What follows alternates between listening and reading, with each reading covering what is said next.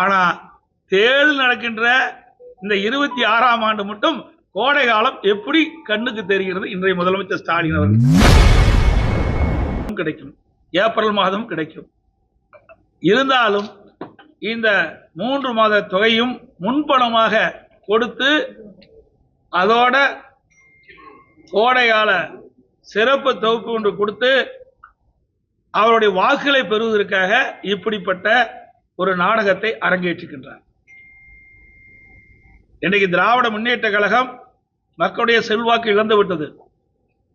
நடவேண்ட சட்டமன்ற தேர்தலிலே தோற்றுவிடுவோம் என்ற அச்சத்தின் காரணமாகத்தான் இன்றைய தினம் இந்த அறிவிப்பை இன்றைய முதலமைச்சர் அவர்கள் வெளியிட்டிருக்கின்றார்.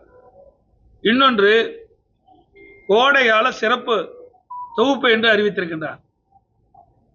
இதற்கு முந்தைய 2022ஆம் ஆண்டு கோடை காலம் வந்தது, 23ஆம் ஆண்டும் கோடை காலம் வந்தது, 24ஆம் ஆண்டும் கோடை காலம் வந்தது, 25ஆம் ஆண்டும் கோடை காலம் வந்தது. ஆனா தேர்தல் நடக்கின்ற இந்த 26ஆம் ஆண்டு மட்டும் கோடை காலம் எப்படி கண்ணுக்கு தெரிகிறது? இன்றைய முதலமைச்சர் ஸ்டாலின் அவர்களுக்கு இதிலிருந்து நாம் புரிந்து கொள்ள வேண்டும். இது முழுக்க முழுக்க தேர்தலை மையமாக கொண்டு அறிவிக்கப்பட்ட அறிவிப்பு.